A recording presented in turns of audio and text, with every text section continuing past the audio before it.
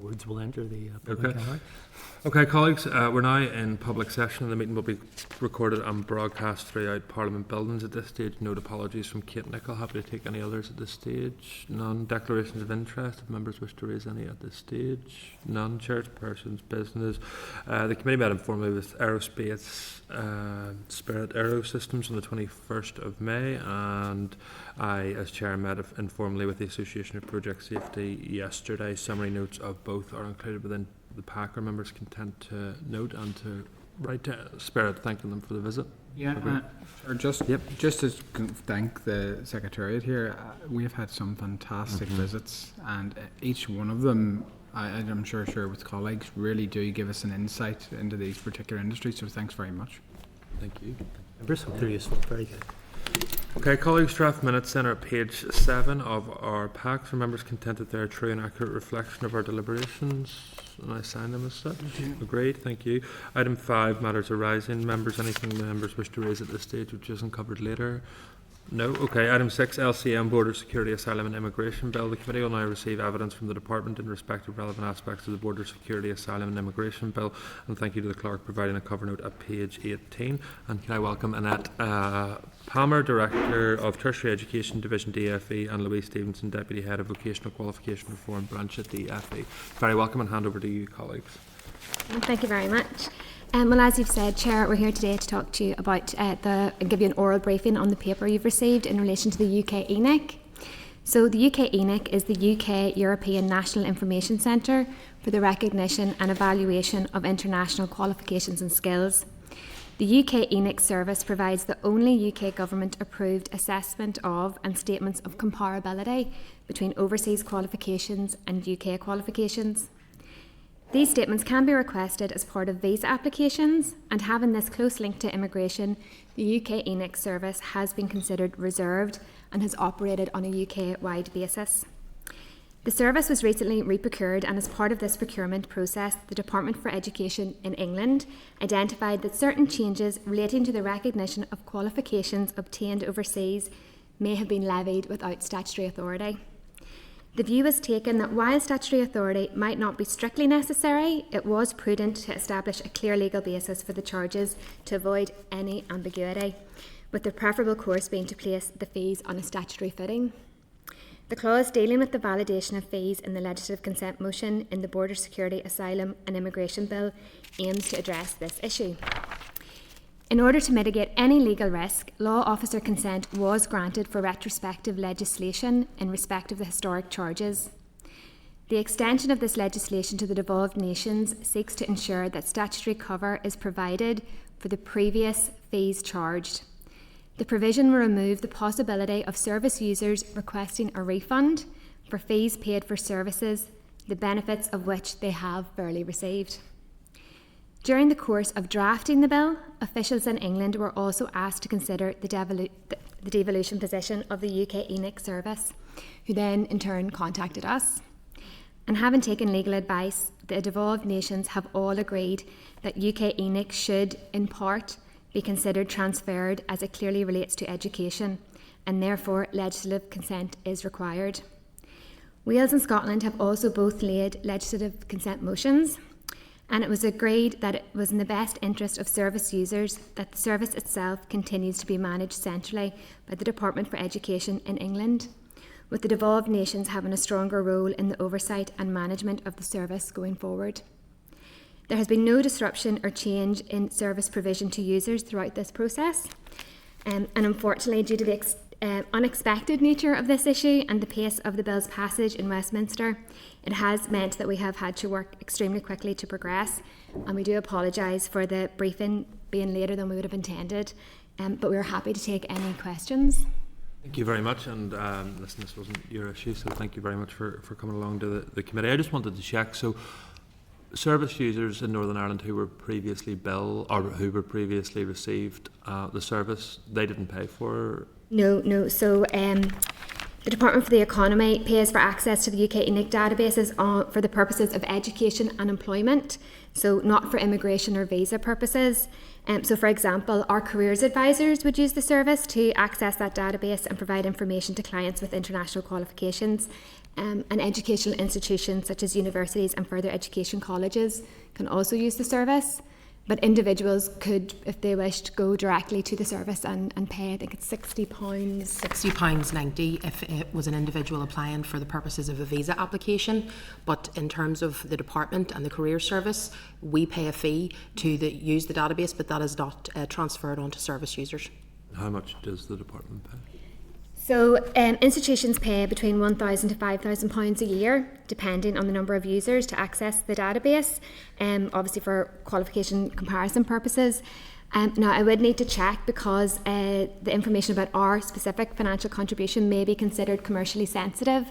So UK ENIC is delivered by Ectis Limited, and that's a private company, and it is contracted by the Department of Education in England. And those commercial contracts between government departments and private providers often include clauses to protect pricing around procurement processes.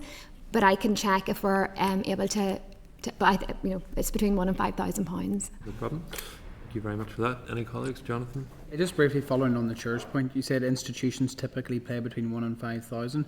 So that is plural. So obviously, Department for Economy and other institutions such as universities. So they're all paying a fee. They may also pay a fee. Yes. So we have a contract to use the service because we use it for our careers advisors, but individual institutions can also have their own contract or license with the provider. Okay. And when these LCMs that were going through Scotland and Wales, was there any particular issue teased out?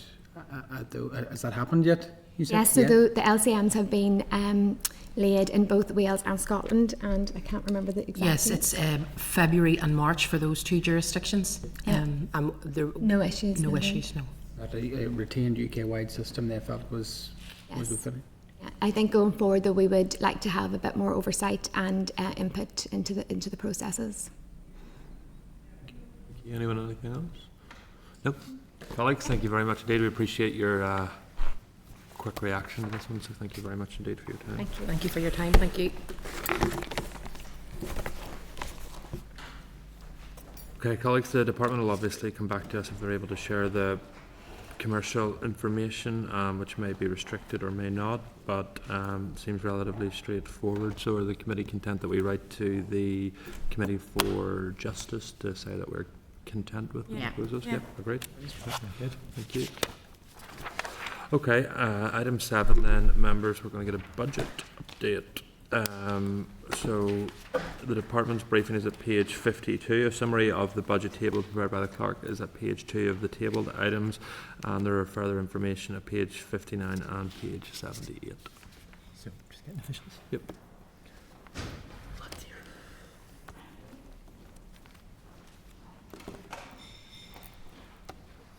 Good morning, how is everyone? Morning. Thank you very much for joining us so early. Colleagues should be familiar with our officials, so you're all very, very welcome. And thank you for joining us here today and for the information that you have provided, and I'm happy to hand over to you. Thank you. And apologies if I have a bit of a coughing or sneezing fit. I'm suffering from hay fever, so I want to apologise in advance if that happens. So thank you, Chair. Thank you, Joanna. I'm joined by my colleagues Susan Butler and Niamh McGarvey to update members on the Department for the Economy's budget. Mark Lee, Director for Higher Education, is also present to address specific questions the committee may have on higher education.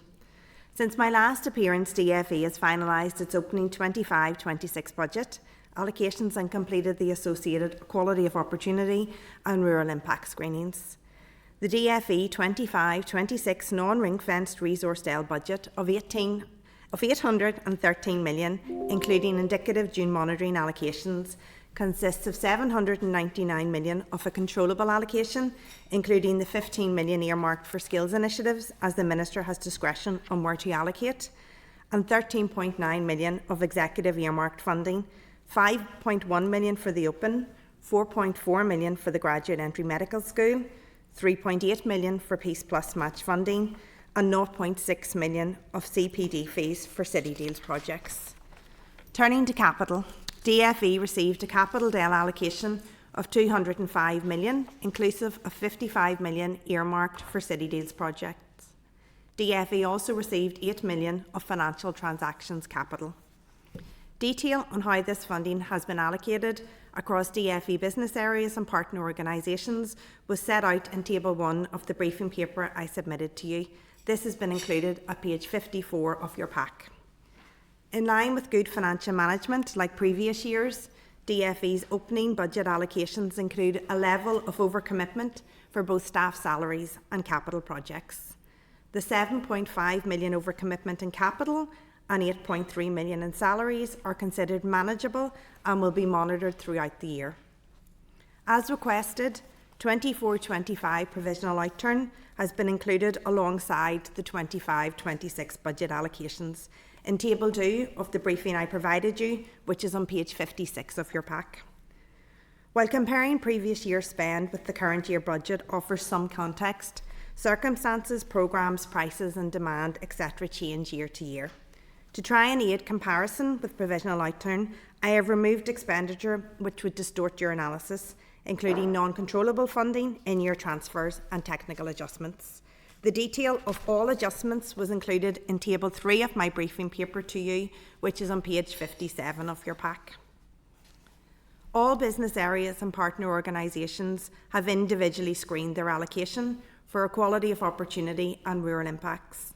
As no area identified a disproportionate impact because of their budget allocation, DFE has screened out. I would like to touch briefly on June monitoring. The June monitoring exercise is ongoing, but based on the current position, it is the Department's intention to at a minimum submit 2 bids for Resource Del and 1 for capital. You will be aware that the Minister for the Economy has already written to the Minister of Finance requesting 9.8 million resource and 9 million capital for higher education institutions. In addition to these 2 bids, DFE will also submit a £7.4 million resource bid to address the increasing demand and cost of apprenticeships and skills for life and work. Funding for the protocol and Windsor framework will also be allocated as part of June monitoring. DFE will receive 17.3 million Resource Del and 0.6 million capital, an increase of 2 million Resource Del in comparison to last year. In addition, both Invest NI and 2 further education colleges were again successful in their bids to the UK Shared Prosperity Fund. Whilst confirmation of this funding has been received, giving certainty to the funding, it will not be reflected in our budget position until January monitoring in line with previous years. I will provide further written briefing on June monitoring once completed. Finally, you have recently received the DFE 25-26 Estimates Memorandum and briefing on our 24-25 provisional outturn. In respect of last year's outturn, the Department utilised 99.9% of its Resource Del allocation and 99.7% of its capital. As always, Susan, Neve and I will seek to answer your questions on last year's provisional outturn, the 25-26 budget settlement and the main estimates memorandum. Mark is content to address any higher education related questions, and if a more detailed response is required, we may ask our colleagues in the DFE business areas to write to the committee. Anna, thank you very much indeed, and you put Mark straight into the hot seat. Mark, maybe just if I do start just in relation to higher education, given the media commentary and the public comments made by the institutions. So from your perspective, where does the issue of higher education funding sit at present? So we do have some pressures at the minute that we need to meet and are working to do that. The Minister's been clear that she's not prepared to raise tuition fees above the usual level of inflation because of the impact that she sees on students, but she's also been very clear that she recognises the pressures in higher education and she wants to continue to work with the higher education institutions to find ways to address those. I think she said when she made her statement last week that she had written to executive colleagues and to the Finance Minister and was seeking additional funding as a way to address the pressures that exist in higher education. So through the June monitoring process, we're seeking 9.8 million of Resource Del and 9 million of Capital Del to close the funding gaps that we know that are there.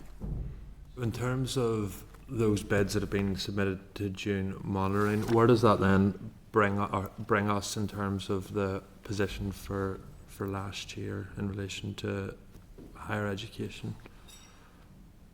So I'm wondering, has the minister submitted a bid to bring the funding level back to what it was at last year?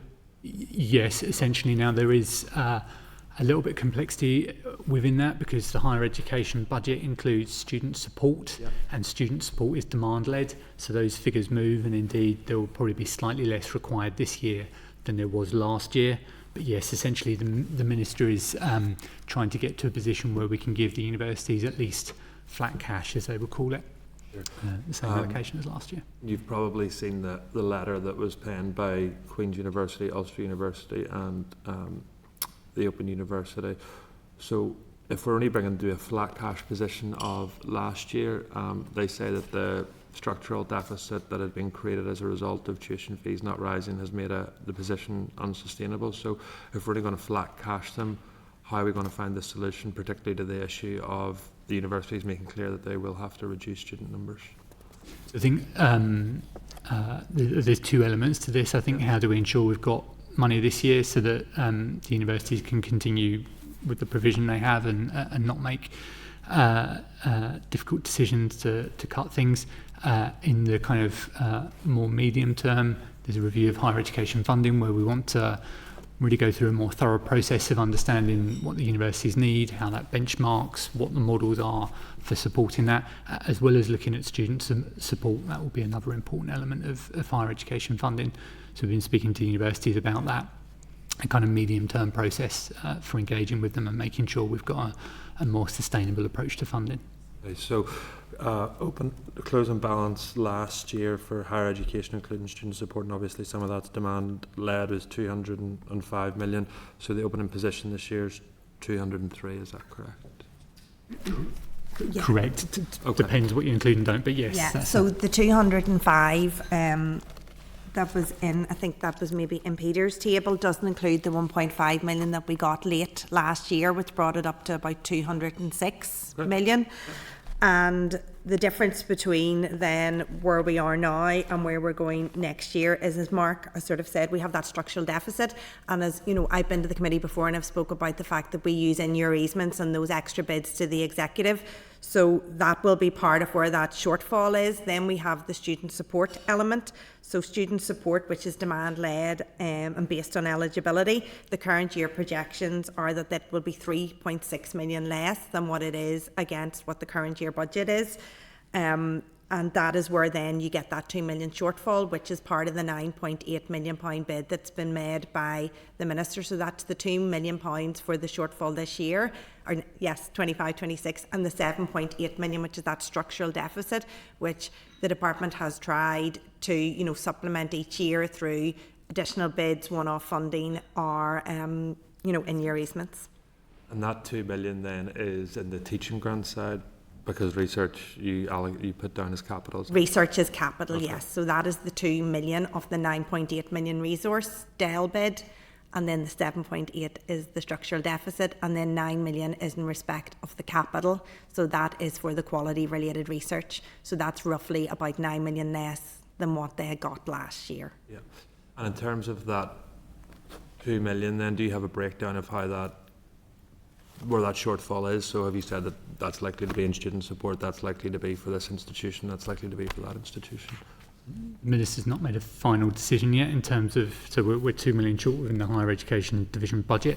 So I think at the minute the pressure is technically sitting on the student support side, but obviously we can move money between those areas to meet the demands that are required. I think it is worth saying there's much more limited room for manoeuvre on student support. A lot of it is legislative requirements. You know, there's less room for movement there. When do you think the Minister would make that decision? Shortly, I think, as part of just confirming the final budgets. Yeah.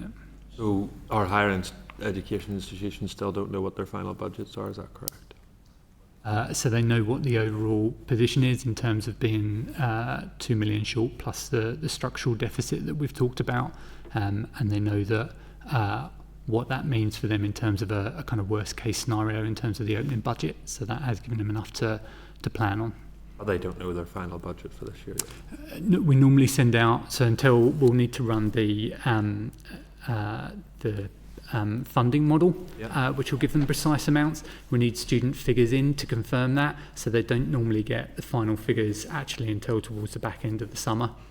In terms of a draft allocation letter goes to them, so they'll know the headlines, they can plan in broad terms for the minute, but in terms of actually running the model, calculating, putting all the inputs into it that we need to do and kind of giving them an exact figure, that won't happen for certainly a few weeks yet until we get the student numbers through from HESA. They have their current budget for this academic Which year, they run August to August. which ends in, and that's why, as Mark says, we don't have the numbers yet in order to run it through to actually understand, where that, through the funding model. And then just in relation to June monitoring, then obviously the Minister made her intention clear last week in relation to writing to colleagues about higher education support. Has there been any feedback from the Finance Minister at this stage? Not that I'm aware of. I've seen no correspondence back. And are we aware of the overall envelope of what is to be allocated in June monitoring? We are not. Okay. So the Minister doesn't know how much may or may not be available, but does she remain confident that she's going to get the £17 million? I don't know what's been discussed at an executive level. I'm not aware of what would be available to be allocated. Just in terms of the funding you were talking about under the Northern Ireland Protocol Windsor Framework, that's 17.3 million. What is that used for?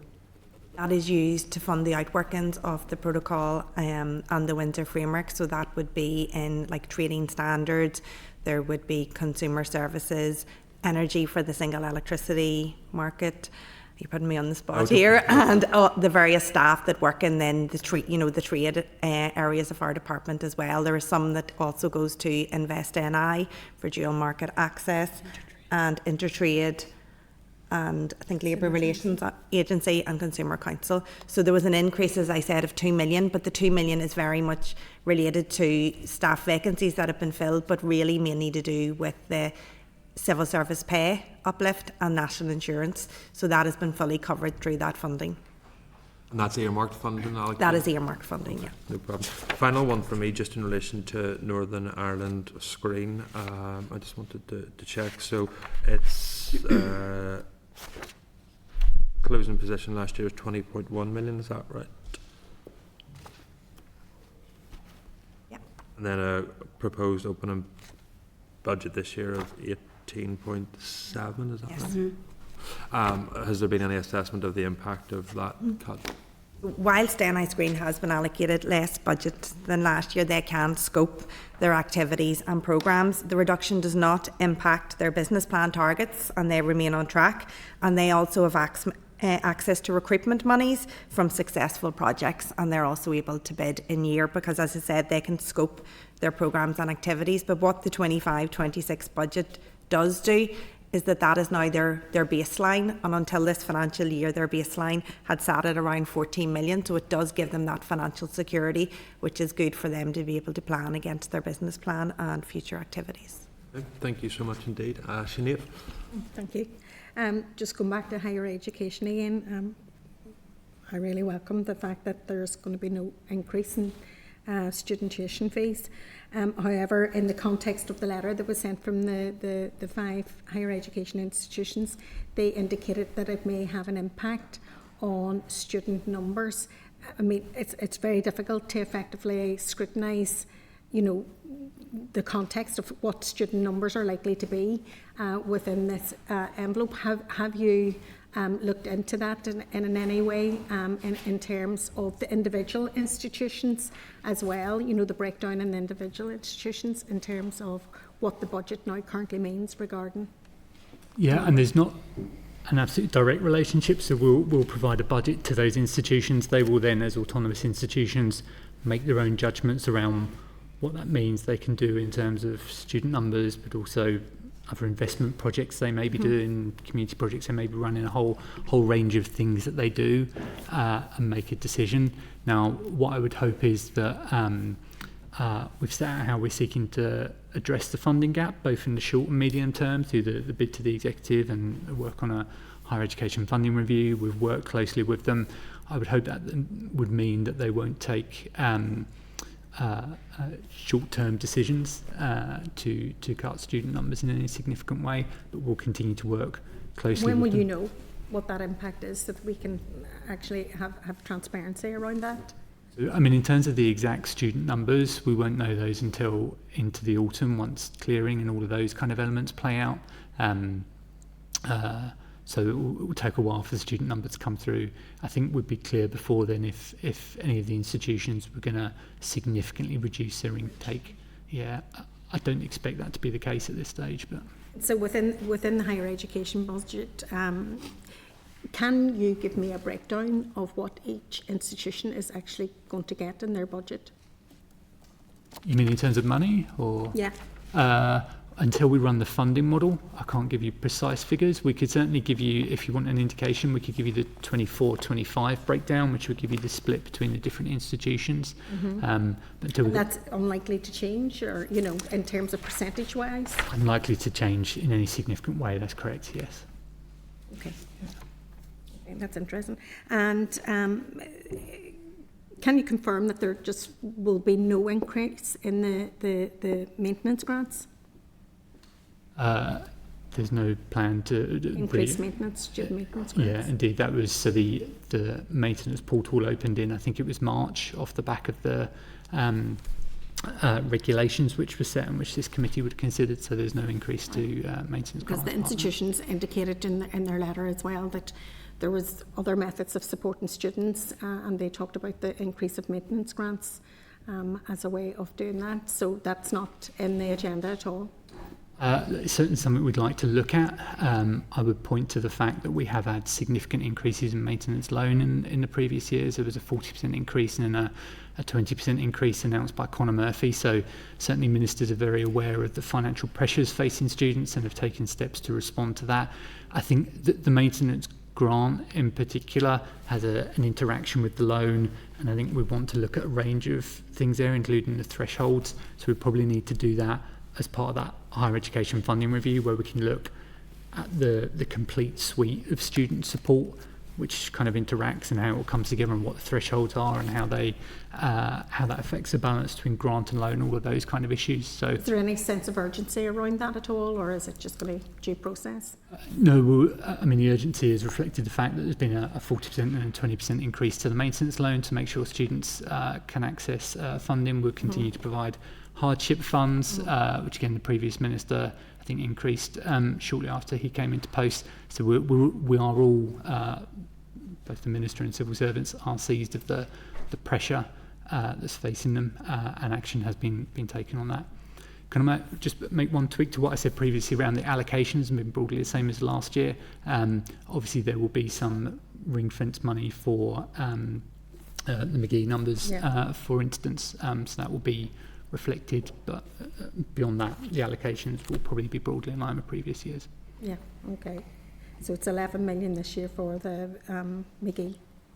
It is, that includes a number of costs, so that's not just student numbers, for instance. Yeah, I understand that. I understand that the bid for Fort George has not been met. Can you detail any contingency plans as a result in relation to supporting future investment on that site?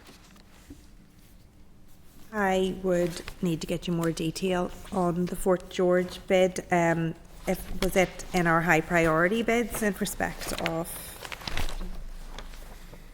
Because as a department, we only received enough funding to meet our committed and our pre-committed projects. So that resulted in then that cut-off immediately being applied in respect of those. So yes, the Fort George bid of 11.1 million was further on down the priority list, so that couldn't be met in respect of that. I don't know anything in respect of the site. Okay. So I'd need to ask colleagues that are dealing with that in the department. Can you share that with us? Yes, Okay, thank of you. course. And can you provide any update on the Net Zero Accelerator Fund as well? And it's, I don't have any details on that. Again, that would be for the policy colleagues in order to, from the, I think that's the energy side, would need to provide information on that. Okay. Don't know the value of it. No, I'm sorry. Thank you. Thank you, Sinead. David? Okay, thanks for going through this. There's an increase to further education and there's an increase to apprenticeships there. You said a second ago, sorry, I'm just trying to clarify, is this an increase? So the two are separate, but is this an increase for more further educational courses? Is this an increase to more apprenticeships then separately? Or is it, yeah? So in respect to further education, their budget has been increased to address the pay, so their pay pressures and their national insurance pressures. Okay. The colleges then receive income from the department to run apprenticeships, higher level apprenticeships, skills for life and work and traineeships. So that is reflected in an income, an additional allocation to the colleges in respect of what provision they actually provide. In respect of apprenticeships, we have seen a rise in apprenticeships, in demand for both apprenticeships and for higher level apprenticeships. But in addition to that, there is a new contract that will be awarded in 2025 for apprenticeships, and with that has brought obviously increased costs. So that then increases then the amount that has to be spent on it. So whilst your demand may be going up at a slightly smaller level, the cost of the provision is going up because what we have to pay providers goes up, and that will also be additional income that the colleges will receive from us based on, their achievement rates in regards to apprenticeship programmes. Right, so it is for cost. The reason is the cost going up, we're not increasing the numbers. That's what I'm trying to get, yeah? The numbers are also increasing. I think the projections are for a 3% increase in apprenticeships and then an 8% increase in higher level apprenticeships. Now that is based on the projections that are built into the budget. Obviously, again, that will be, dependent on student numbers and things like that, but that is what has been built in at this point in time. Right, no, that's good. So we've got more of both levels of apprenticeships through, and the further education. Just trying to clarify this is for the running costs. Yes, and that's really for Okay. staff. So whenever we take that, the bit I don't understand is then when we take that across to higher education, how does the same not work? How is the same format?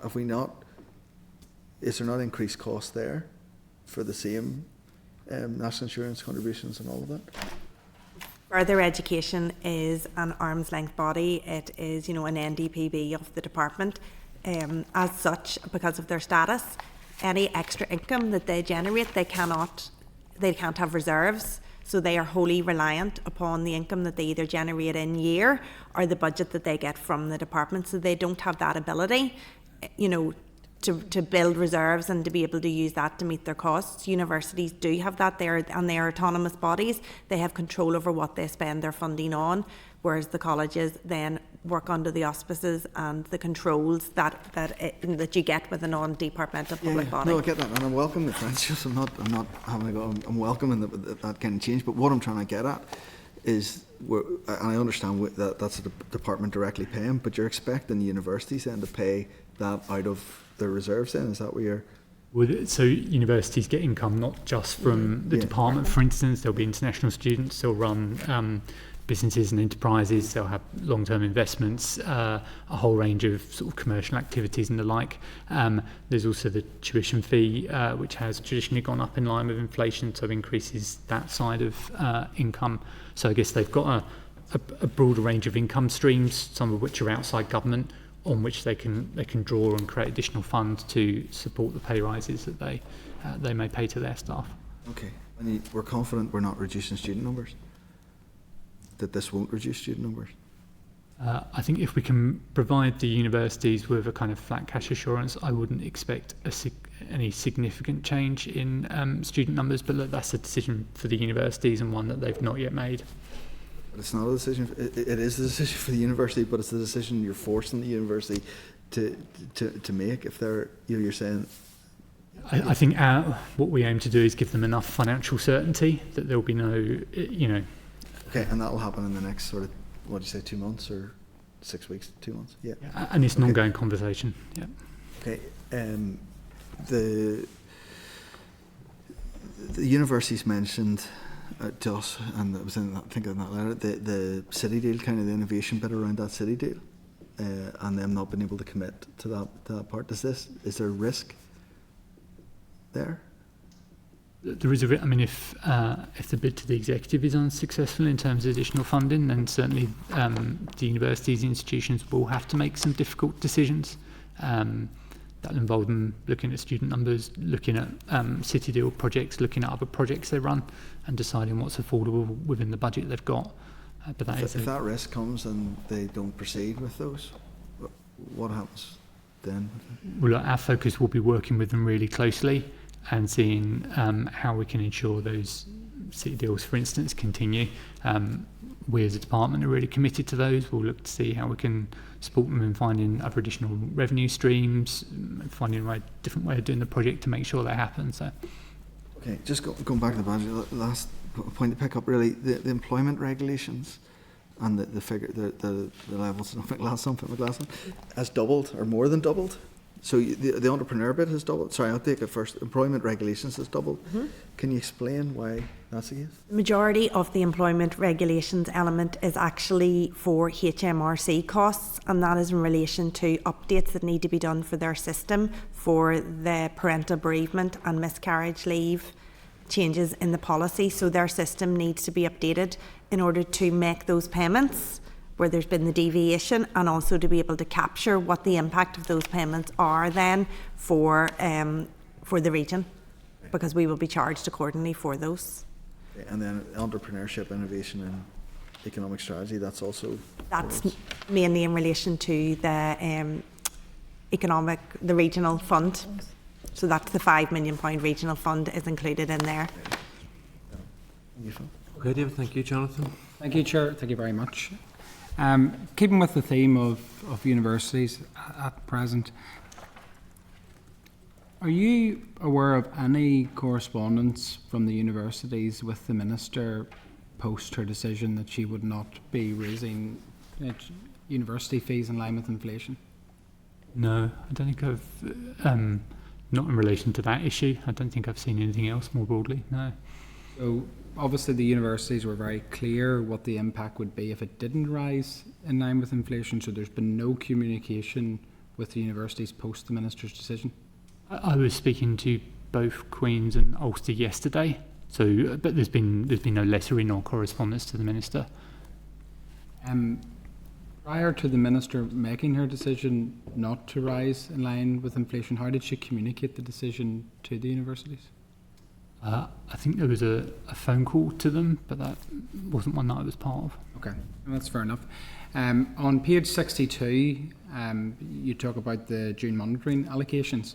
So the 8 million earmarked allocation for skills, that's inclusive of FE student support. Is that on page 62? Yes, the earmarked element for skills and education, that 8 million, 4.7 of that was allocated to FE, and 3.7 is again, or 3.3, sorry, is against the ACFED and skills line.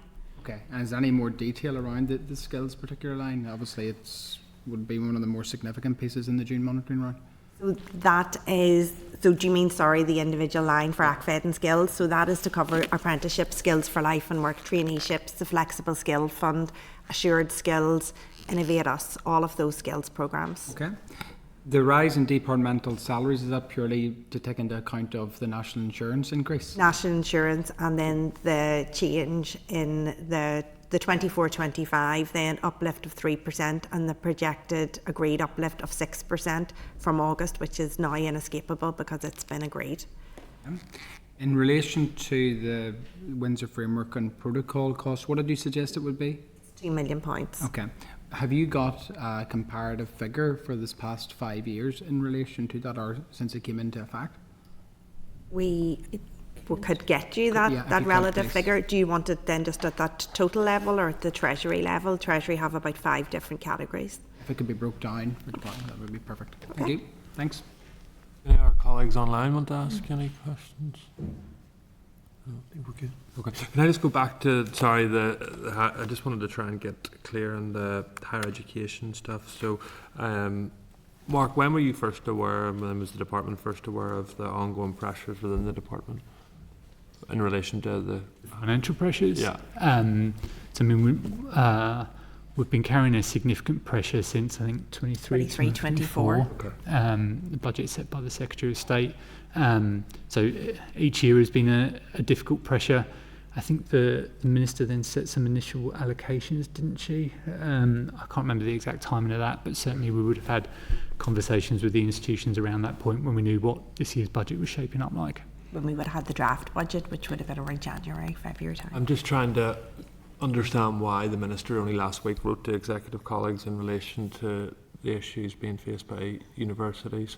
You know, she has known about this since taking office.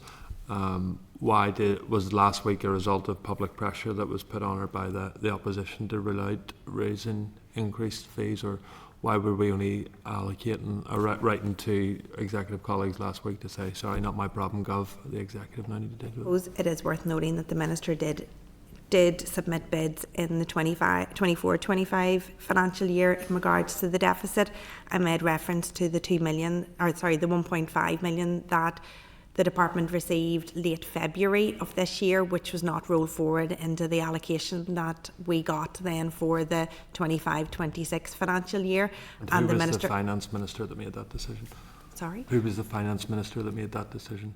For the allocation of the current 1.5. Economy Minister. So she would have been aware of the problems that were faced and the allocation. So I just think it looks very strange that the committee is expected to give detail on the estimates next week, vote on the second stage of the budget, and we can't tell our constituents how many university places there are going to be, if there are going to be more or going to be left. And the answer is it's an ongoing conversation, and that the Minister has written to her executive colleagues. I just think it places this committee in a very, very difficult position. But listen, I understand that you as officials have worked very hard, and it's a very, very difficult position that you have been placed in. So on behalf of the committee, can I thank you very much for your work. Probably a couple of additional information that we want to try and pick up with you, and we'll just write to you if you're happy enough for that. Thank you so much for your time. Thank you for your time. Peter. Excuse me, members. Sorry, members. So if we're content then just to write to the department on the issues that were mentioned there. This is the breakdown of the allocations to the different universities, 23, 24, 24, 25. Fort George and what their plans are to develop, because it's a significant capital project. The Net Zero Accelerator Fund, it's in the energy strategy, but then in There's no update. I Yeah. think it was page 46 or something. There was no update. It tells no further. And also the Northern Ireland Protocol costs broken down for, well, since it started. So if members are content with that, Yeah. and I imagine the chair would likely contribute as far as he is capable on the supply resolution debate. Yeah, just one also, obviously the City of Derry Airport funding 3 million. Was there clarity that was within state aid rules, EU state aid rules? Just for clarity. Right to in Yeah. those terms, right? Stated clarity, good question. Okay, if members are content with that approach? And I'd just be keen, maybe may not be, but just to get Northern Ireland Screen's assessment of the budget reduction that they've received. Obviously they said that they're content with that. Okay, that's agreed, Chairperson. Agreed?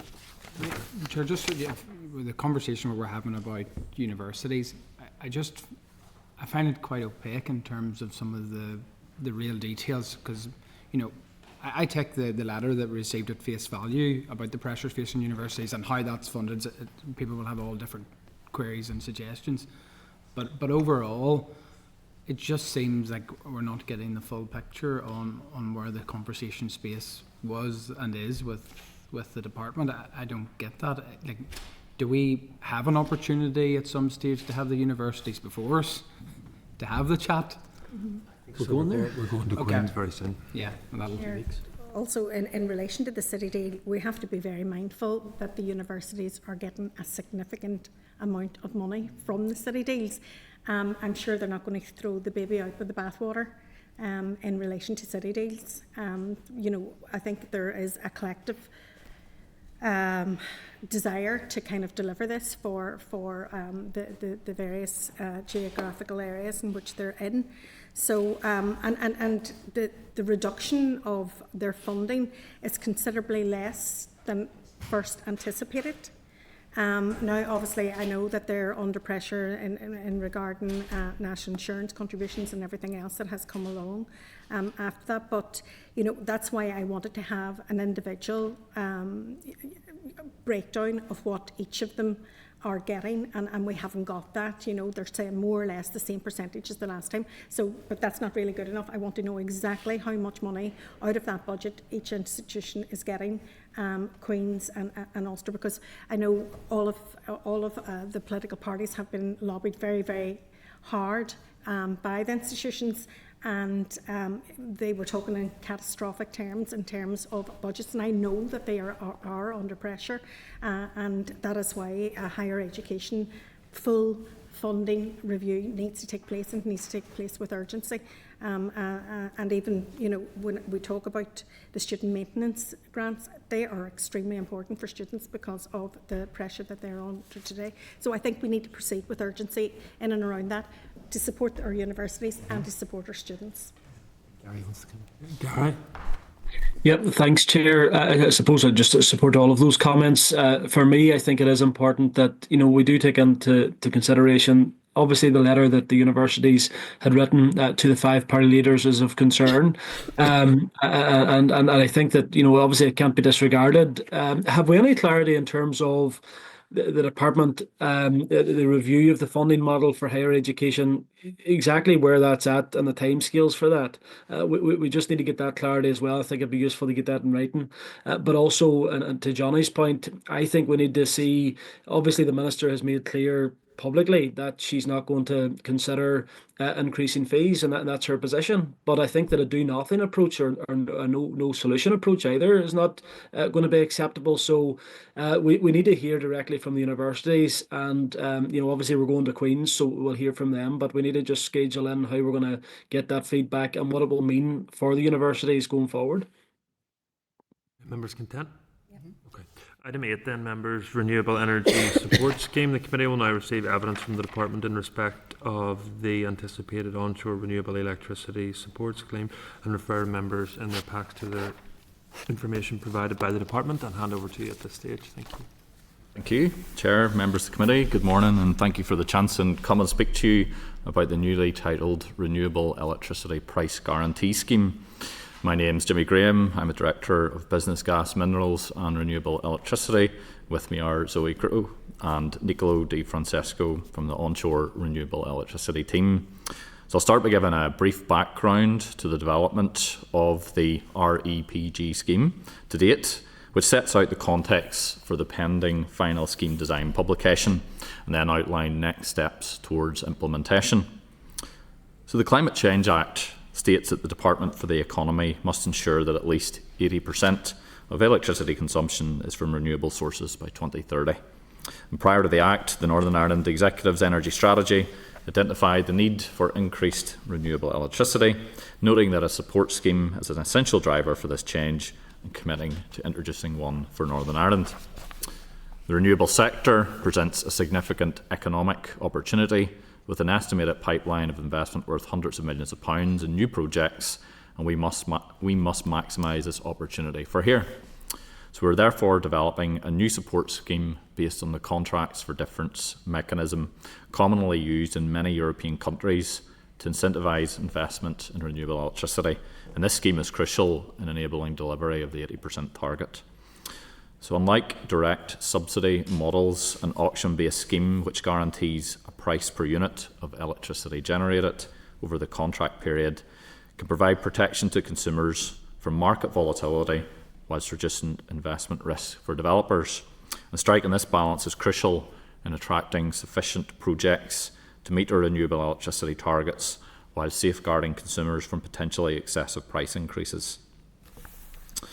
Following ministerial agreement in 2022 that a bespoke scheme would be necessary for here, the department began the development process and commissioned consultants to consider the design requirements for the scheme. In 2023, the department published a consultation on design considerations for our renewable electricity support scheme, and the public consultation set out and sought input on the key criteria on which the development of the scheme design was based, including confirmation that an auction-based scheme is the optimal design for support here.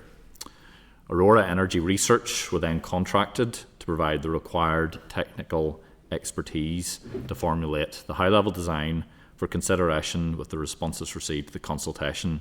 And that high-level design followed in 2024, which outlined the wider policy objectives of the scheme and provided an auction roadmap of renewable generation to be supported by 2030. The subsequent phase of development, which has recently concluded, involved technical modelling and a financial impact assessment, alongside consideration of the legislative and state aid pathways and institutional roles and responsibilities necessary for delivery. So the final scheme design has been tailored to fit the unique characteristics of the all-island single electricity market, and its development has been supported by independent analysis conducted or commissioned by the department. Engagement has been key to the process, and we've worked with industry and delivery partners throughout development to gain insight and ensure the best fit solution. Modelling and financial analysis has been critical, and the department contracted Aurora to forecast the outcome of the first auction and estimate the potential impact on consumers' bills. And the upcoming final scheme design provides an overview of the REPG scheme final policy, with a particular focus on the first allocation round, including eligibility criteria, delivery roles and responsibilities, and an outline of the contract allocation process. The publication will also address the design elements highlighted for further consideration in the previously published high-level design, such as dispatch down payments and minimum capacity levels. So delivery partnerships are critical to successful delivery of the scheme, and building relationships across these partner organisations has been essential, and we are pleased to be able to confirm these in the final scheme design. The system operator for Northern Ireland, Sony, which will run the auctions and determine an applicant's eligibility to receive a REPG contract against set eligibility criteria. The utility regulator, which will provide the auction monitoring role and handle qualification disputes, and the Low Carbon Contracts Company, LCCC, which has recently confirmed its conditional support to administer the scheme pending approval of funding for set-up costs. So as I said, there is a consumer cost impact when introducing such schemes, while modelling and financial impact assessments have been carried out to estimate the potential impact on consumer bills. Further considerations will continue throughout the development process, and prior to each auction, to optimise required generation levels and cost impacts. The funds required to support winning projects will be raised through a levy on consumer electricity bills. Current analysis indicates that, if applied equally across all households, consumer bills will increase by approximately £8 per year from the initial auction, and business user cost increases are currently estimated at roughly 1%. Following this publication, the Department will continue to collaborate with designated partners to deliver a first auction under the REPG scheme, and a tender to procure legal support has recently closed, and once a contract is awarded, this will enable the drafting of the terms and conditions applicable to the first auction, which we will consult on later this year. And throughout this process, the Department will continue the ongoing engagement with the renewable energy sector and electricity suppliers. We are also regularly engaging with colleagues in the Irish and the UK governments to ensure shared lessons learned and best practice as we move forward. And the Department intends to bring forward primary legislation before the Assembly in the autumn, with subordinate regulations then to follow as we move towards implementation. So the first auction is then anticipated to be launched in Q3 2026. So thank you for your time this morning, giving us a chance to update you on where we are with the Renewable Electricity Price Guarantee Scheme. Happy to take your questions and provide any clarification on the briefing supplied, and of course we'll continue to keep the committee updated of progress. Thanks, Jimmy, for that. If I just start, how much has been spent by the department to date on getting to this stage? In terms of, we've spent a couple of years of development, so there has been a small team in terms of resource working on the scheme. I don't have the exact figure for that piece. And we've, in terms of the larger costs we're now moving to, I just mentioned the tender there for legal support. So that went out with an initial cap of 1.2 million for legal support, and we anticipate that the first phase of that is going to be about 400,000. And the reports that have been done to this date, or the external people that have drafted up the scheme, how much have we spent on doing that?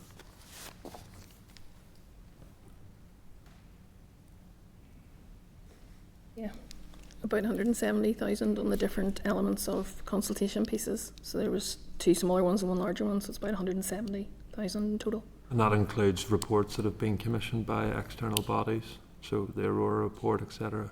Yeah, that would be all of that consultation piece that the department have commissioned. Yeah. And 1.2 legal. So what we think, £2-3 million has been spent to date. Resource-wise, I couldn't say. We haven't actually spent the legal costs yet. Yeah. We're just in the tender process. So that's How many people work in the energy division in the department? in total across energy? Probably 140, I think. Would that be the biggest branch within the department? Not I'm sure. not sure about that either. Branches. So industry is hugely frustrated at how slow this process is, and you know, your own business plan that was produced by the minister had a target date of having this done by March 2025. Obviously we're nowhere near doing that, so what is the delay? Yeah, so there are certain elements of the scheme that are still within discussion within DFE before it can be published. So with that in mind, we actually changed that commitment date in the 2025 Energy Strategy Action Plan to Q2. I know that's an update from the original business plan commitment, but we knew that there was a couple of elements in terms of operational delivery. LCCC, we had a process to go through with them to get a conditional offer, and we just got that towards the end of March.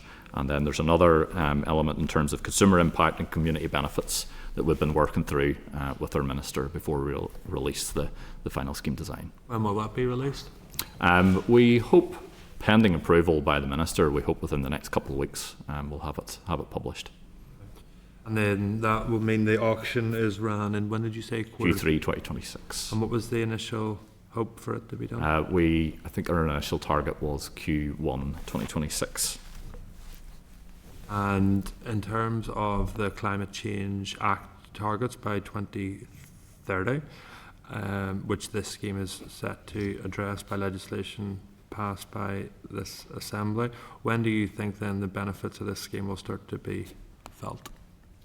So our first auction, again in Q3 2026, and we'll get contracts in 2027. So there is a construction period with that. I think our first generation is probably going to be 2028.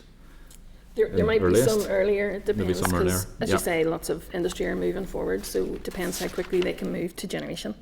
So it could be 27, probably more so from 28 once they get that final confirmation in place.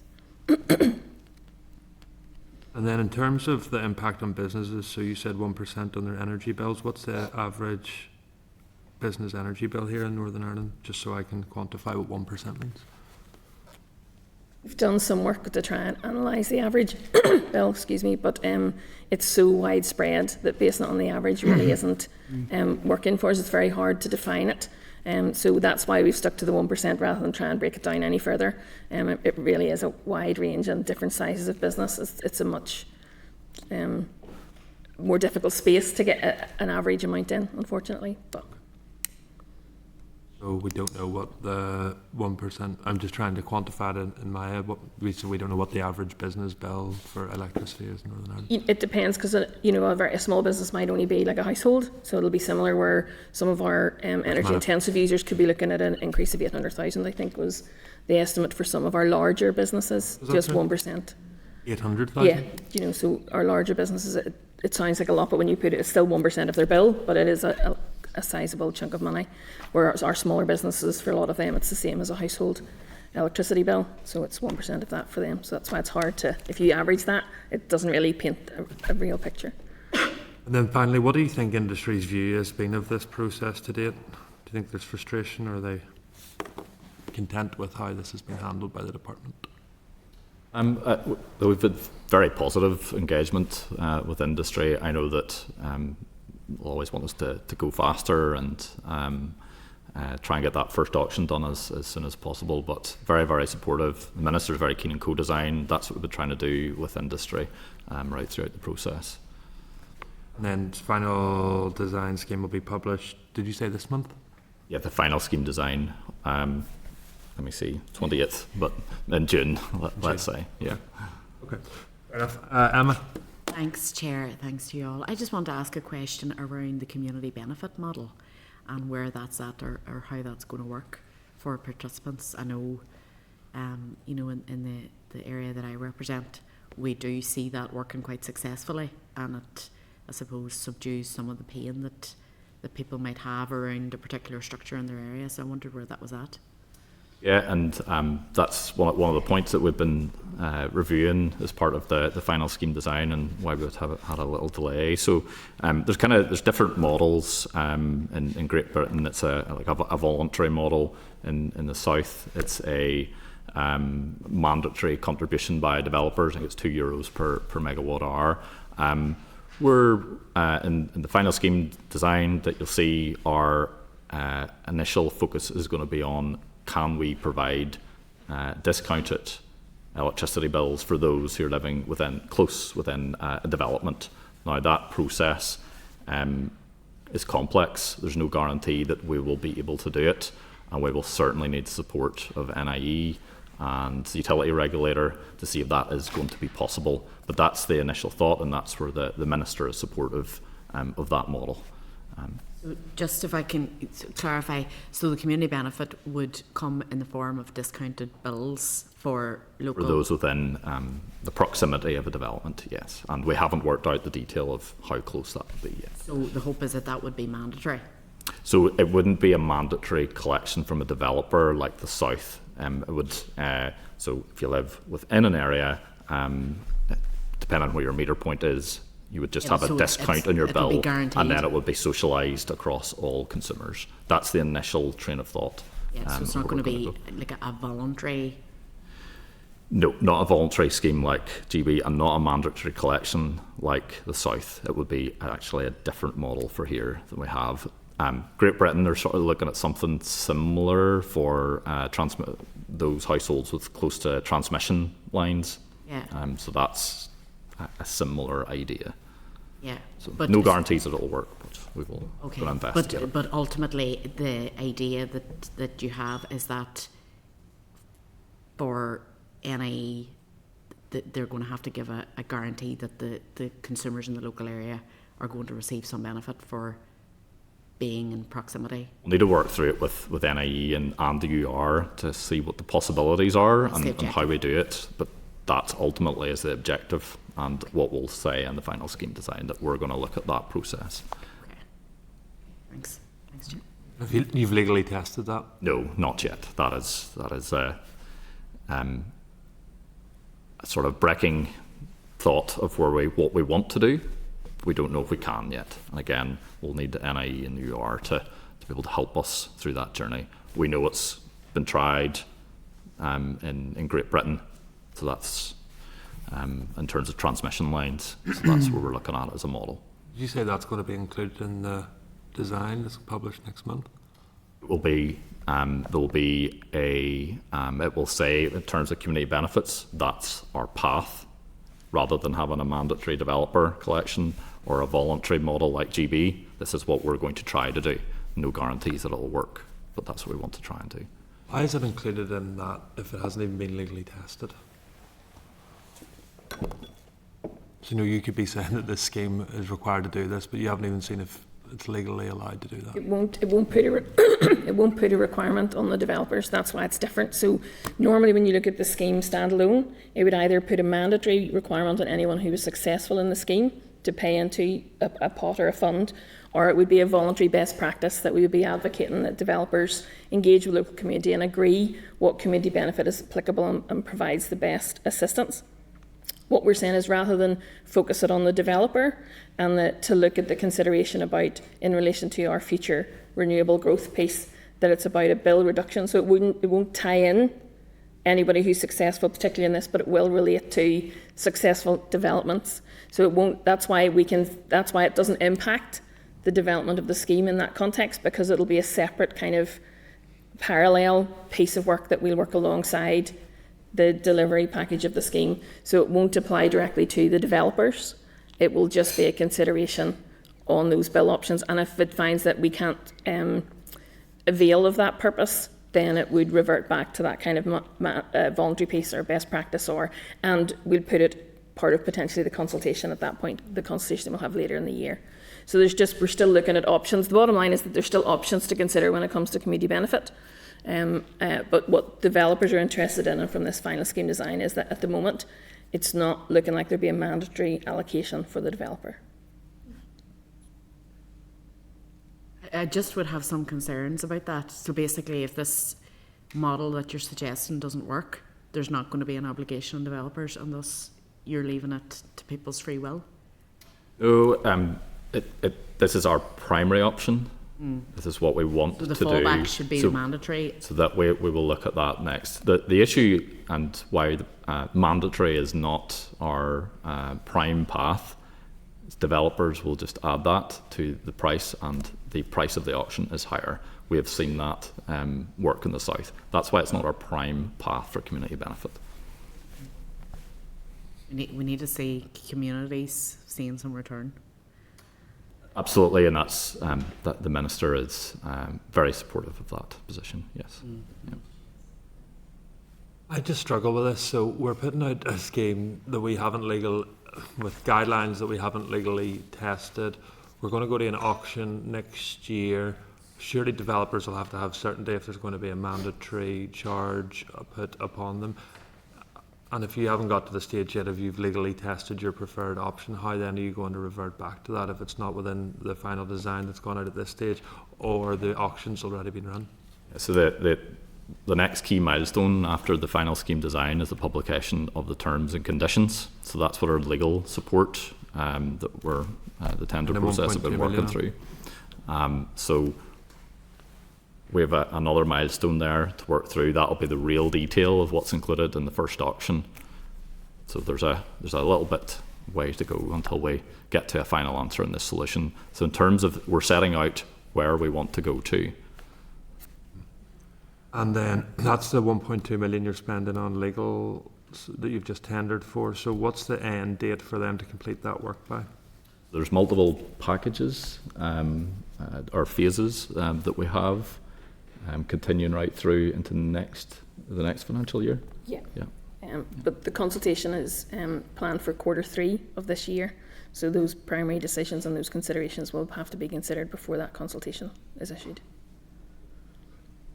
Padraig? Thanks, Chair. Look, just to follow up on a couple of those points, I'm really concerned about the fact that there's not, going to be a mandatory community benefit. Just to follow on from what Emma was saying, and look, I'm just looking for a wee bit more detail on exactly what's involved. And what are your backup options, or what are your secondary options? There's three options that we lay out in the final scheme design. The first is voluntary. That's what is done in Great Britain right now in the contracts for different scheme. The second is a mandatory €2 per megawatt hour collection that's done on developers in the south. And then the third option is discounted electricity bills for those that live within the proximity of developments. So that is our primary path. We still have those other two options, former options that I mentioned, to fall back on if we cannot get our primary path to work. But if you haven't so what work has been done on it if it hasn't been legally tested? I'm just really confused around this. Yeah, so there's been no work done on it to date. We need to develop this in conjunction with NIE and the UR. Right. To be honest, I'm actually more confused by this as it goes on. I don't understand how, as the chair said, a month out from this, there's been no work done on it. I'm really not getting this. The assessments today in relation to the development, we're looking at the two primary operational choices that are normal within this kind of a scheme. So that is either the mandatory fund or a voluntary option. And as we've come to the end, there's kind of a new thinking and an additional option that's come to the fore that will allow us to spread that wider and be able to consider an option for future development across the piece. And that's where this third element is coming into. So we do have considerations and analysis of those two primary options that other schemes have used, and we've assessed that as part of our engagement and part of our consultation analysis. This is a additional consideration that gives a more direct benefit to the communities, and that's why we're going to try and consider if we can put that in place, almost as an addition and as an extra, as a bonus. It's something more applicable, specific to Northern Ireland. So that's why there's additional work to be done on that, because it's kind of a new thought and a new direction. I mean, it's definitely welcomed. I wouldn't see it as like an additional benefit. I personally would see it as a fundamental issue that the communities have to benefit from this. But just I suppose to go on to another point, in terms of the model that you're using, both the community model and the pricing model, how are you going to ensure that those are equitable to people right across the north?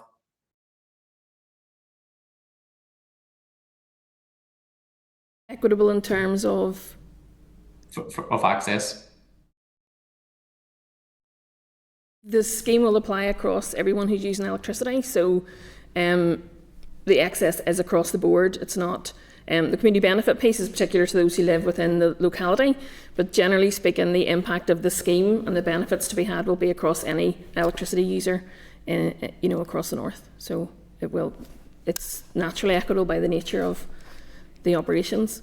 I'm not sure if that's what you're asking, sorry, but yeah. All right, thanks for that. Thank you. David? A couple of areas I want to cover. This is just utterly frustrating, to be honest. You said you keep the committee updated with progress. It seems like we've been talking about net zero 80 by 2030. And this renewable scheme, since the day we first came back, and we're no further on. So simply, why is there a delay? So I think we've made significant progress in the development of the scheme. The publication of the high-level design last year, the upcoming final scheme design, and now that we'll have our legal support to be able to work on the detailed terms and conditions. Getting SONI UR and a conditional offer from LCCC is a massive achievement from the team sitting beside me to get that done. They are three fundamental partners that deliver a scheme for here. So I think we have made significant progress. Is it as fast as we want? No, we need to keep moving quicker, certainly to move us on towards the first auction. But I think there has been really, really good progress. There's a lot to go in terms of legislation and the need for a primary bill. So why is there a delay? We hoped to do this without the need for a primary bill, as we know how long that can take.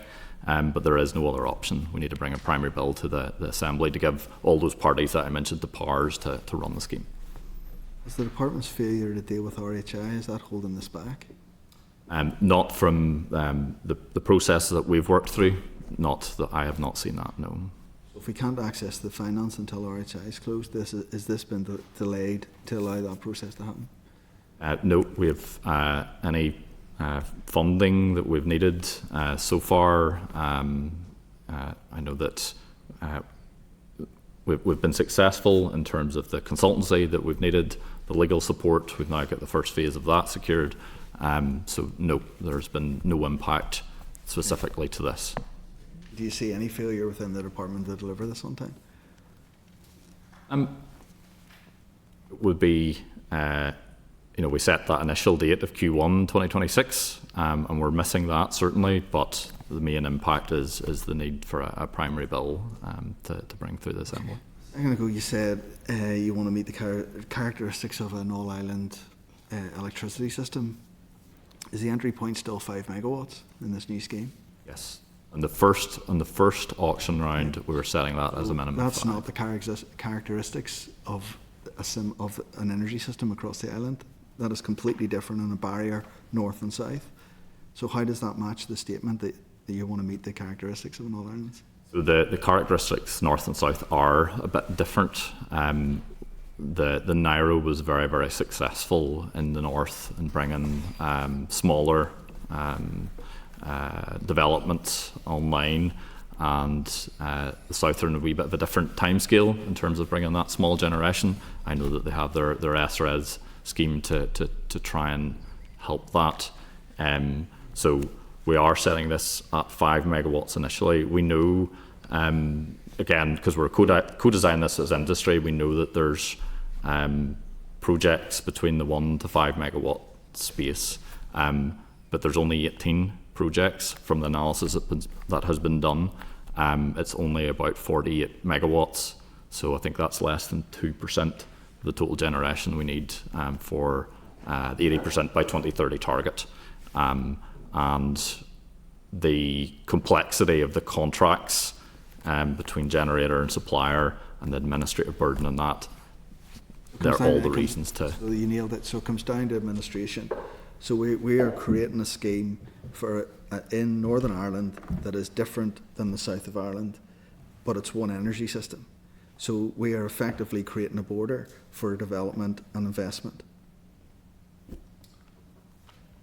So I think that the way that we look at it is it's 5 megawatts in the minimum 5 megawatts in the first auction. We need to get as many projects online as we can in that first auction, biggest bang for a buck, let's say, and we'll review then at the second auction if we reduce below 5 megawatts, if that is the right thing to do at that time. We outwork this scheme then, just outworking this scheme, has the department got a strategic plan of where you want to see things, where you want to see placement, or has this just been left to developer-led? So is it just developer-led? Developer-led for onshore, yes, developer-led. So how does the department then sequence the upgrading of the entire system, that people see the benefits of having renewables and having the 80/30? How do you sequence, if this just develops up and nothing's connected to grid, and grid isn't in sequence in time, and the north-south interconnector isn't there in time, then are we just, the dispatch down rates and the amount that's lost is going to be considerably higher. So if this has been left and not controlled and not with any strategic thought behind it, how is there not a risk we're just not creating another RHI scheme? So Sony have wanted to have a plan-led approach to onshore for quite a while, and I think the department are quite supportive of that, and I know that there's potentially legislative steps that are needed to take to enable that to happen. So is there a plan? It's in terms of plan-led approach, Sony cannot do that under the current... From the department, you're the department. So has the department got a plan to have a plan-led approach? Yeah, I think we have, there's multiple work streams, right, in terms of interconnection, storage, and each of those will have their own plans to bring forward policy, support scheme. We need planning to have enough megawatts to support the first auction. So it's a very, very simple question. Is there a strategic plan from the department to give a plan-led approach to how this is delivered? There's not a strategic plan to place these developments, and they're developer-led. There has been, as part of the analysis, excuse me, sorry, specific to the support scheme, about our land space and the amount of generation we need to hit the 2030 target, and those modelling pieces, that what we're advocating in the auctions is possible given our land space and is required in order to hit those targets. So from a support scheme point of view, there absolutely is a plan for the amount of generation that we need, and that we do have the space to put it in, and that we have to rely on our colleagues and other organisations that are looking to build the grid and are looking to clear those planning permissions in order to facilitate that build. So that's the bigger picture on the 80 by 30 agenda and how we can address that in the wider piece. But as regards the support scheme, there is analysis there on the amount of generation we're advocating, and that there is the space for it and the allocation for it. But those bigger issues still need to be addressed through that 80 by 30 work and through our wider grid engagement, including North-South and SONI engagement, and through our colleagues on that side of the team. There isn't a plan for that wider piece. That's really what I'm getting at. We understand how much generation we need, but there isn't a plan of how you deliver that. Okay, you said about 80 by 30. Will we meet 80 by 30? As we talked about, there's multiple work streams to deliver the 80% target. Will we and meet it'll all it? need Is to. the department confident we'll meet 80% renewable energy by 2030? There's multiple elements that's beyond the control of the department to meet the 80% by 2030 If we target. don't meet it, But- is that a failure of the department? So we need DFI to have enough megawatts through the planning system. We need NIE to build the transmission and distribution network, and All of that we you need just said developers is to no build the plan. generation. That's why this is so frustrating. It's so frustrating because all of that, you're saying all of these need to be done, but there's no actual strategic plan to do it. So what action that we have taken in terms of looking at the whole 80% by 2030 and building a complete plan, so the SIB are going to support us through that process. They've recently recruited a project director that's going to run an 80 by 30 steering group. So it's something that's been called for industry for quite a while. Okay. Thank you, Chair. Thank you for coming to the committee. I do appreciate this is a very, very complex area, and time has shown that before. So any of the criticism is not directed towards you as officials. It's purely, I suppose, a real frustration and probably in some ways maybe a misunderstanding of some of the remit that you have to operate in terms of some of the statutory obligations and the complex legalities of it. So firstly, what did you say was the current percentage of electricity consumed from renewables in Northern Ireland? It's around 45. Okay. Yeah. So going on your best guess, I would say, I imagine you're at least Q2 27 before being fully operational, if we take into account all of the legislative processes and the auction, etc. So is it not fair to say that there isn't a cat's chance of reaching 80% from renewables by 2030? So I think that it's just one piece of the legislation. The other piece is on the emissions from the energy production supply sector, which is really, really important, and the megawatts that will be coming online to displace fossil fuels will start to drive down emissions. And ultimately as well, this is about trying to the beginning of the journey on price stability for electricity consumers in terms of because there will be 15-year contracts, it will start to bring that stability both to the generator and then the consumer side as well. So there's a lot of different elements. The 80% by 2030 target is one piece. And we want to try and do this and set this scheme up in the right way that has the least impact to consumers, brings on more generation, and ultimately reduces carbon emissions. So that's the point, and I'm glad you've raised it. This 80% by 2030 is a fool's paradise, and to chase it at full steam, in my opinion, risks increased costs for the consumer rather than getting something right and long-lasting. You talk about, you said it's only a part of the overall picture. Like Narrow, for example, was a 12-year scheme, got us up to what, near 50% at its peak in terms of consumption.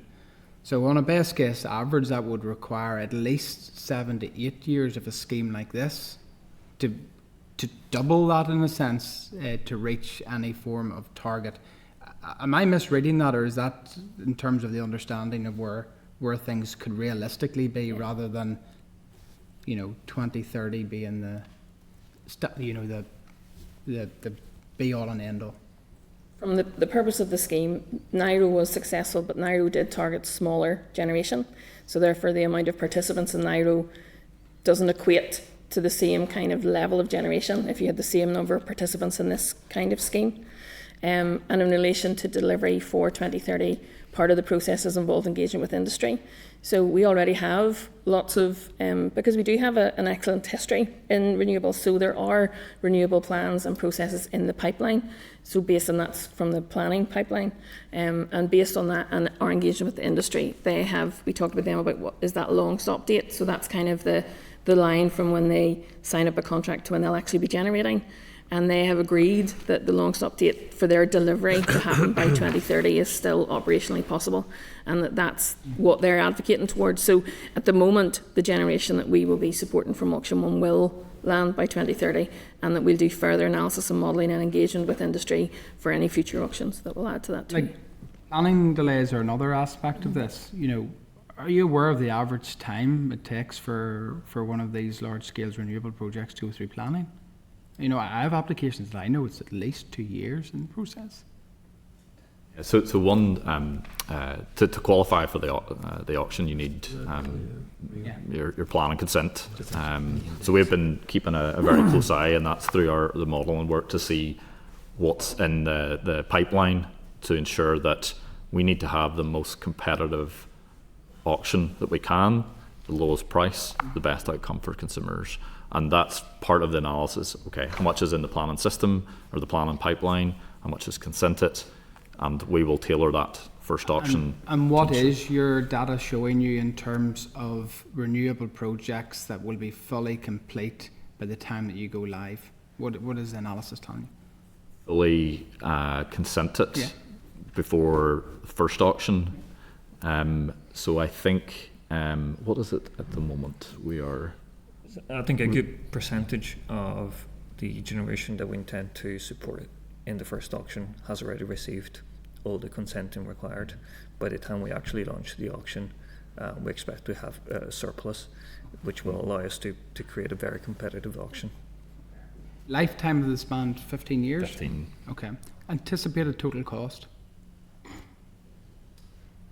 So the first auction, first auction, roughly, I'll need to do some quick maths in my head, 300 million probably over the course of the 15 years. The 15 years? Okay. And so that's the total cost.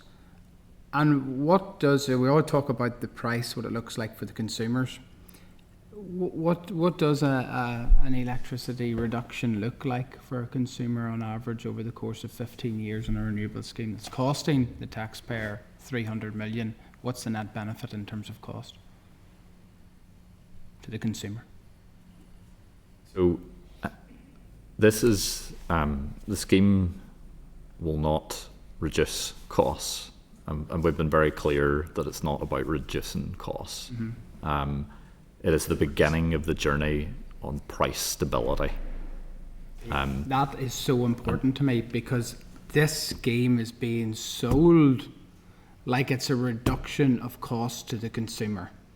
So we have been very clear, I think, from the department, that it's not about reducing cost for the consumer. It's about the beginning of the journey in price stability. But it risks increasing the cost if rushed, particularly in the early years of the scheme, like a 300 million cost. For, you know, where does the consumer, where does the taxpayer recoup that in the long term in terms of price stability? Where is this? When we talk of price stability, is that it stabilising higher than what it is today? What does it look like for the consumer? You know, throughout the document, it talks about, you know, reduction in electricity prices for consumers, stability, best affordability. But every time we come to look at these in detail, it looks like the consumer's getting the raw deal. There's an additional cost of the scheme, as we were talking about, that £8 per year average in a household. Mm-hmm. But this will be the first auction, and also that the support scheme has to fit within the wider net zero agenda. So ultimately, when we generate enough and we are no longer relying on the fossil fuel, then the wholesale price will shift and will come down. So that's the ultimate aim, and that's where the price starts to come down and where that balance happens. But that tipping point is probably likely after 2030. We had some modelling on it. But that's, if we don't do what we do now, we don't get to that tipping point.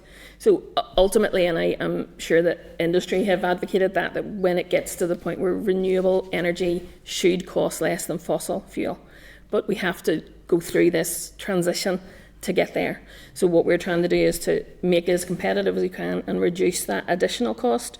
But as a proportion of the overall electricity bill, that addition is small. But I appreciate it's not small to anybody who's trying to pay bills. But it's just about being aware of how that all fits within the bigger picture of the whole bill. And it is a guessing game, because arguably you could say as costs for fossil fuels reduce, ultimately its price, if demand for fossil fuels decrease, ultimately the cost will decrease as well, so therefore it would offer a cheaper option for the consumer. Do you know, but it wouldn't address the decarbonisation piece or net zero process, which again is a separate debate. But that's, this analysis is within the context of having to deliver on those targets and those legislative requirements. And finally from me, and I appreciate your time, the RHI that was mentioned, so is it fair to say that until that scheme is essentially closed, legislatively closed, that this will not kick into action in terms of... There's no link. No link at all to RHI and the development of this scheme. That no. Thank you, Chair. Thanks very much. What are you going to use the funding for then when RHI is closed? Not this scheme. That's not within my area. I couldn't answer that question. You had an energy division? Yep.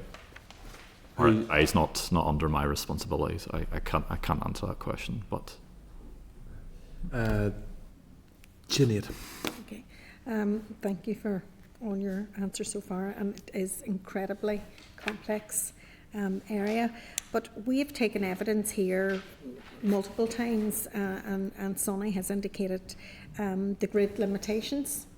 And how can you ensure that the scheme is not limited by the grid capacity?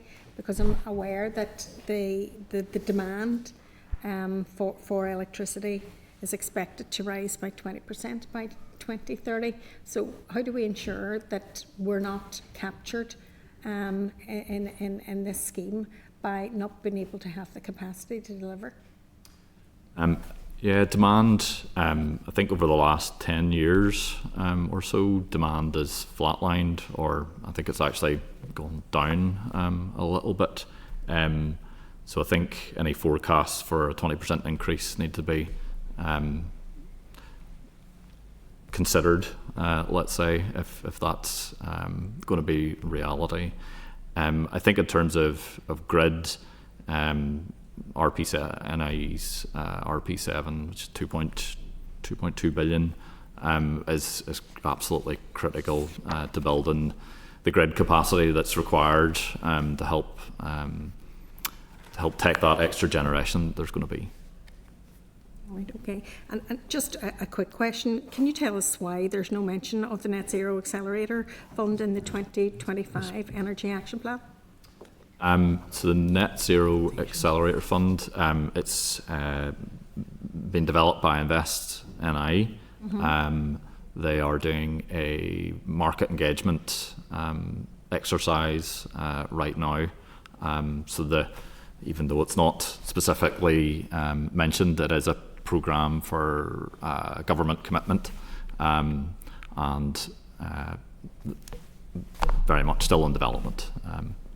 But it's pretty significant, so I can't understand why it's not in the Energy Action Plan under the wider umbrella. Yeah, there's I guess there's multiple initiatives, green economy linked, that are not considered in the Energy Strategy Actions Plan specifically, that are happening within Invest NI, and that one. But it is still in development. Yeah. Okay. You need finally, Diana. You mute, Diana. Apologies. Good morning to everybody. And just a number of the issues I was going to raise have been covered. I really wanted to go back to David's point on the micro generators. we're not hearing much about the micro generator, the under 5 megawatt, the capacity generated by smaller operators. Can you take us through what you see as a support scheme going forward for that sector? So at the moment, there's no development in terms of a scheme for that, the smaller size below 1 megawatt. We'll look at between 1 and 5 for the second auction of the support scheme, but we're very, very focused on delivering enough capacity to drive us towards 80% target. Once we get the new scheme set up and operational, that's something that we consider, but within this team we just don't have the resources to develop both at the same time. Disappointed because, I mean, from some of the papers, it indicates 23% of Northern Ireland's total renewable generation capacity comes from that segment. And there's no indication of, you're saying once the first auction has completed, then you'll consider it. Yeah, so the other important point in the final scheme design is repowering. So the existing generators will be able to qualify to bid into the auction if they're going to repower their site, and that's something that we're very, very supportive of, given the limited land availability, let's say, within the country. So, yep, existing sites, if they're repowering, will be able to qualify to bid into the auction. I'm sorry, what exactly is repowering? So if you have increasing capacity? Yeah, if yes, exactly. So if you have a site already and you want to repower to go above that 5 megawatt limit, certainly will be considered. Thank you. And just one other topic is oversight of the auctions and the scheme running forward. What oversight arrangements are there? You're considering the legal teams now, the legal implications, but the oversight eventually of the scheme. Yeah, so there's 3 roles. So SONI will run the auctions, LCCC will manage the contracts between generator suppliers, and then the utility regulator will provide an auction monitor role. So those 3 combined will provide that oversight, and then of course the department will have its own governance in place for the scheme. Okay, thank you very much. Thank you, Diana. And just finally from me, in relation to the legislation, has it been drafted yet? We're in process with the OLC right now in terms of a primary bill. So that's going back and forth between ourselves to get that get the bill instructions drafted. And when do you expect that to be completed? So we hope to have OLC instructed as soon as possible, and when they are content with what we're asking to be done, and we hope to bring that primary bill to the Assembly in October. And is it has? It'll go then, once it's drafted, it'll go to the executive for approval, or is it received executive approval? Right? Yeah, we'll need to get the executive to approve introduction of that bill to Assembly first. Yeah. Thank you very much for your time. I appreciate it, colleagues. Thank you. Thank you.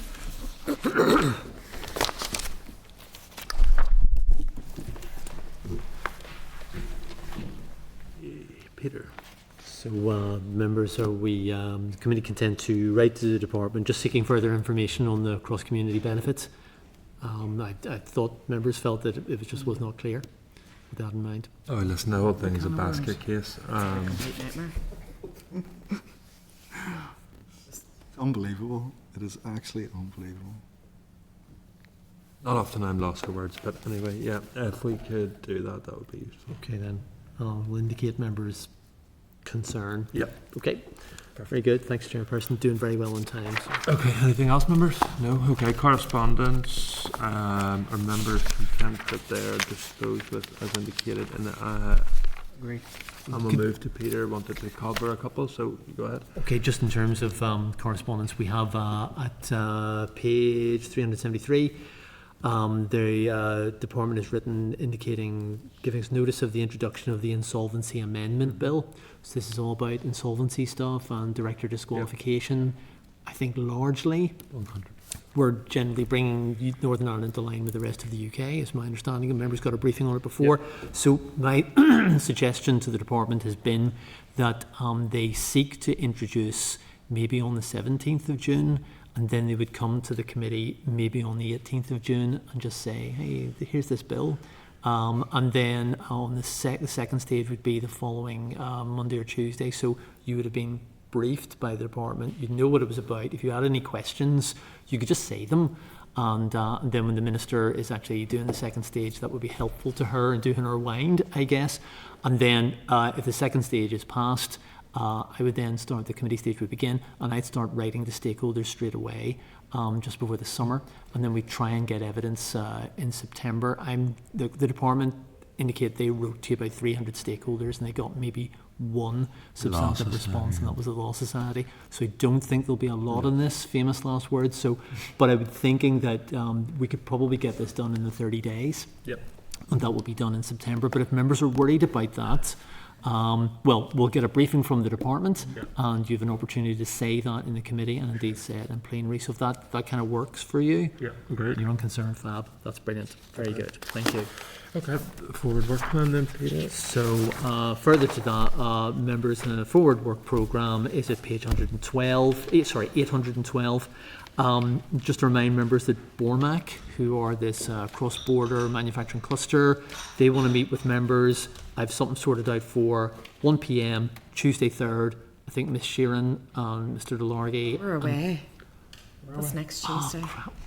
Oh, sorry, I beg your pardon. I think it's Mr. Delargy actually, and it's Miss Armstrong and Miss Honeyford and Mr. Honeyford have confirmed that they will go to that. So, and if other members want to attend, that's fab. Sorry, you didn't say that. Sorry, I misspoke there. So that's Tuesday, 3rd of June, 1 p.m. I'll send you an invitation via Outlook.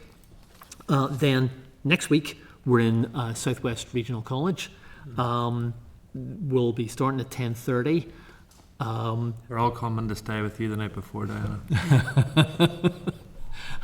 So we're starting at 10:30. The briefings are about tourism, and then there's ballcasts, and then we'll have lunch with the senior staff, and we tour. It's a very nice building, won all sorts of awards. They're very keen to show it off. And then we'll do a visit to ballcasts, and that should be done by about 2:30 or so. Then on the 11th of June, we're actually at Queen's. We'll be also, when we're there, we'll hear from Queen's, of course. We'll hear from the National Franchise Dealership. About the vehicle emission stuff.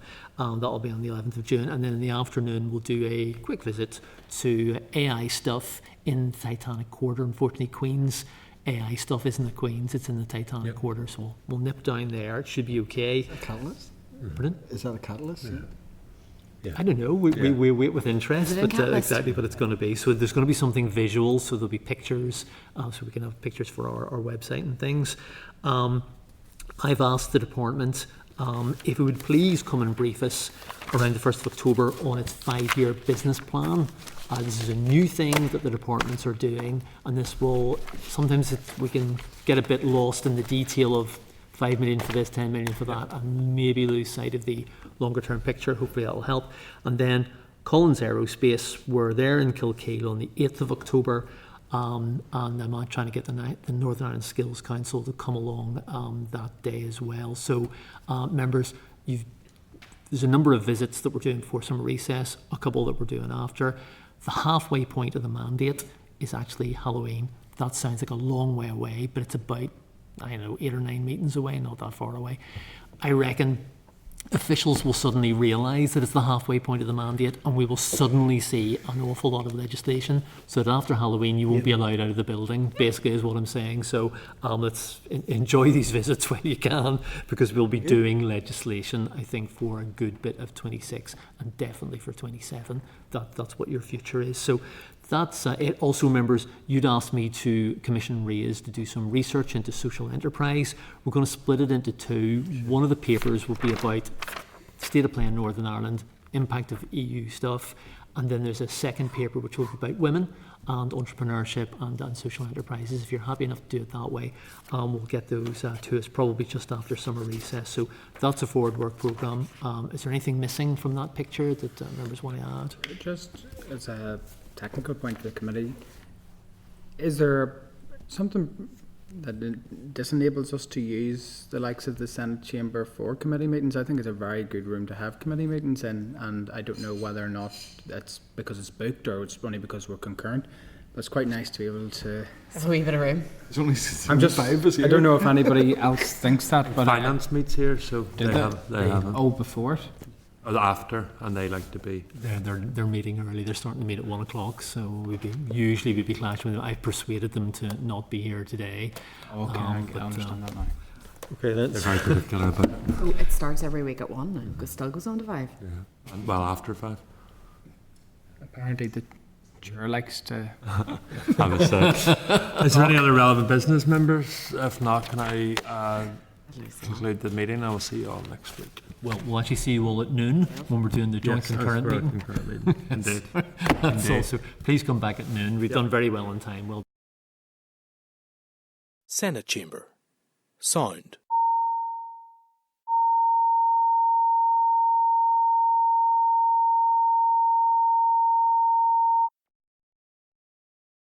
Senate Chamber. Sound.